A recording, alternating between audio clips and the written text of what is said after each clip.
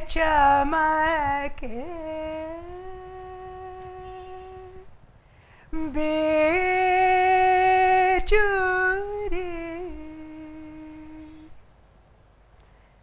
That was a folk song from Malwa, a dry and dusty region of central India. This song describes the month when the rains soak the parched earth, giving life. What you heard was a classical adaptation of a folk song. The basic fabric of the music of India is a weave of the folk and the classical. Music is a signature of a culture. And I have always felt that by grounding ourselves in our local culture, we are better able to face the challenge of adapting and absorbing cultures from across an ever-shrinking globalized world. This is what prompted me to base the music curriculum of the school where I taught for 20 years, Aditi, in the folk and classical music of India. Classical music gives us a foundation. It gives us the tools to look at the music of the world. And the folk music from different parts of our country gives us an appreciation of the plurality and diversity of our country, as well as gives us an intimate look at the social mores and contexts of our people. So here is an example of a Yakshagana performance, an outcome of this curriculum, by the students of Aditi. Yakshagana is a traditional theatre form of Karnataka, and it combines pre-classical music with dance and dialogue. So the children learned to play the chende, which is the traditional drum, and they sang lyrics in Hale Kannada, which is the old dialect of the local language. And even to this day, when I meet these students 20 years later, they greet me with Mallayyana muddu maganige adda biddevu. That is the power of music that builds this bond between students and teachers. Recently, I taught a course in Stanford University on the music and religion of South Asia. And our classroom represented 10 different nationalities. And in this photograph, amongst others, you see an Indian, a Tibetan, and a Pakistani student.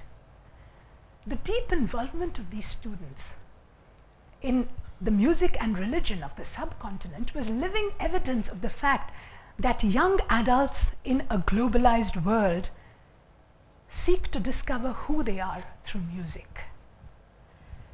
This Pakistani student presented a project on the Coke Studio.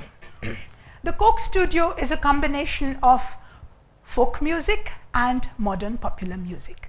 And through this, she looked at issues raised by young Pakistani women strumming a guitar to declare who they really are. This student from Afghanistan explored the link between Islam and music. And this experience that I had of teaching here validated my belief that by understanding our folk and classical music, we can appreciate and celebrate our place in a globalized world. However, classical music in India is taught in a very traditional way, most of the time. The guru sings a line and the student repeats verbatim. And this is not always acceptable to children in the 21st century. And they give up the pursuit of classical music, saying it's too boring or it's very hard. Now, our classical music is inherently improvisational. So it makes sense to teach this music with improvisation at its core. And looking at a bigger picture, it's the crying need of this century to teach for creativity. Teach so that the student creates as she learns. And therefore, when we are teaching a creative art like dance, music, theatre, fine art, it makes sense to teach for creativity. So what does it look like to teach music for creativity? When you're introducing the 8 notes of an octave, traditionally the guru would take a note pattern, sa re ga ma pa, get the student to repeat it and learn it. Instead, you ask the student to create the note patterns. And she might come up with sa re sa ga, sa re sa ma, sa re sa pa, or she might come up with sa re ni ga dha, anything. It's amazing how children or even adults innovate when they have an opportunity to do so. And again, where you're introducing sharp notes and flat notes, you can link it with emotions. So you start with 4 notes in the sharp form, and you say, create something like sa sa re ga ma pa ma, and then you say, take the same notes in their flat form, sa re ga ma ga re, and you ask, what was the effect of changing from sharp to flat? Which was happier? What was the tempo like when you were trying to create a sad mood? And then you give them a skit or a video or ask them to create a mime and set the music for that. As they create, they learn the skills.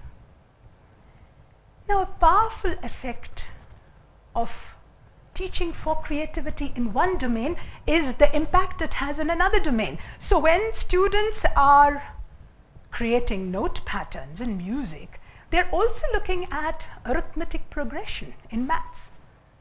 And this link gets established really well if the maths teacher and the music teacher establish this connection. So now, teaching for creativity, let me show you an example of one of the outcomes. This was the Srishti School of Art, Design and Technology, where I have taught for some time. The students were given a challenge to create a unique performance for the inauguration of the Ars Electronica Festival in Linz. So a whole team of designers, students, musicians, and scholars got together and came up with this concept of using technology along with embodiment as an expression through our bodies. And what emerged was a singer on the 2nd floor of the college overlooking the Linz Square, singing the poetry of Kabir, while the kabelchi, the person on the percussion, sitting at the bus stop. And we were connected through radio transmission, which was broadcast through boom boxes that the students were carrying through the square.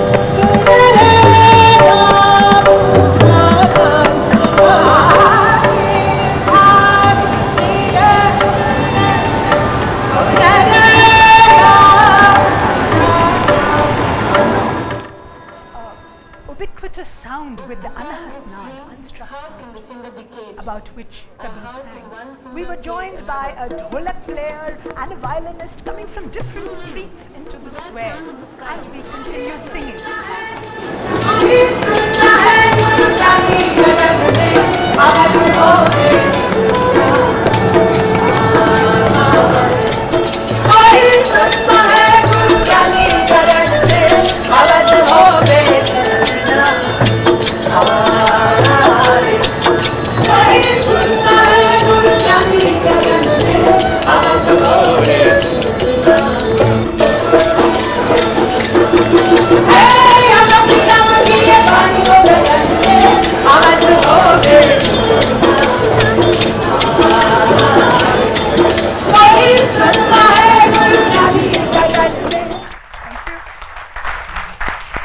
the wonderful thing about teaching for creativity is that you don't know what outcome you're going to get. You know, it's way beyond what you might think about or expect.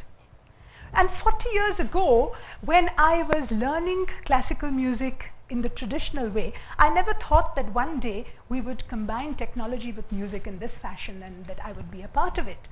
And that made me convinced about the fact that learning never stops. It's never too late to learn. In fact, I got my driving license and learned to drive as I turned 50. And teachers must be learners first, lifelong learners. My high point every week is when I go for my classical music lesson with my guru, Lalit Rao.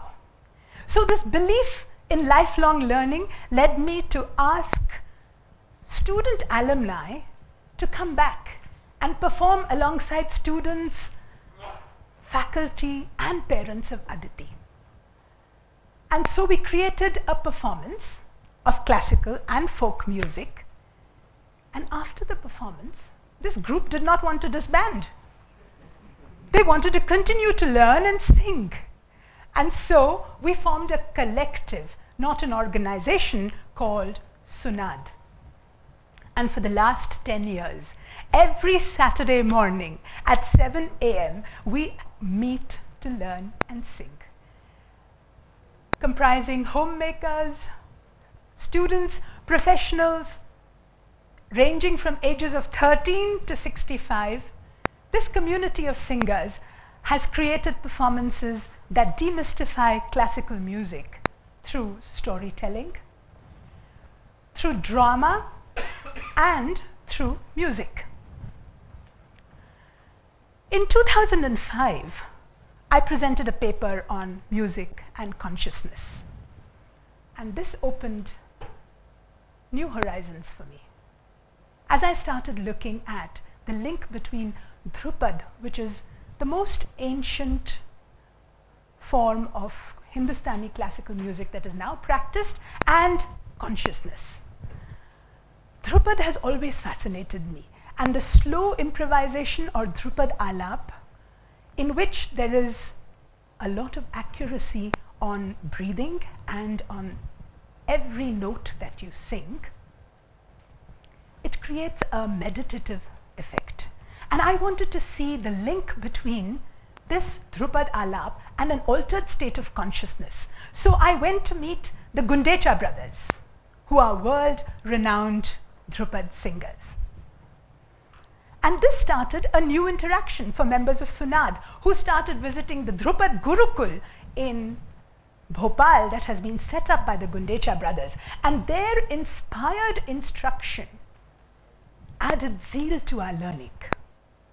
Recently, this link between music and consciousness manifested as a performance in which we combined spirituality with music. We looked at the Kathopanishad and interpreted it as theatre and music, the music being Sanskrit shlokas from the Kathopanishad set to music by the Gundecha brothers in Dhrupad style, and we call this show Swarkatha Upanishad. This show took us and our audience into the realm of the big questions of life. What happens when a person dies? Does she exist or does she not? These are the kind of questions that are raised by the Katha Upanishad. We took this show to schools, where we got children to look at the metaphors in the Katha Upanishad, think of their own life experiences, and then interpret them in the form of skits. Some of them chose to perform it as mimes, and some of them even produced evocative pieces of art to show us really sublime concepts like the Atman and the Paramatman. The response from students and audience has been overwhelming. So we used creative methods to get students to engage with new ideas, new debates, using their creativity. As an educator, my quest is now to look for what we need the most in the world today. And I think peace is an obvious answer.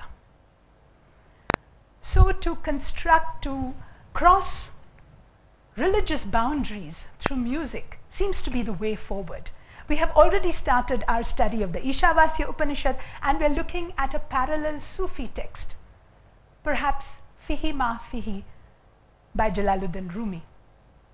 And we hope to render this in the Dhrupad style, using an Upanishad, a Sufi text, and using the nuances of Dhrupad to take us beyond the poetry seems to be a potent route across religious barriers, and offers us an opportunity to learn and teach. Music and learning, it's an unending journey.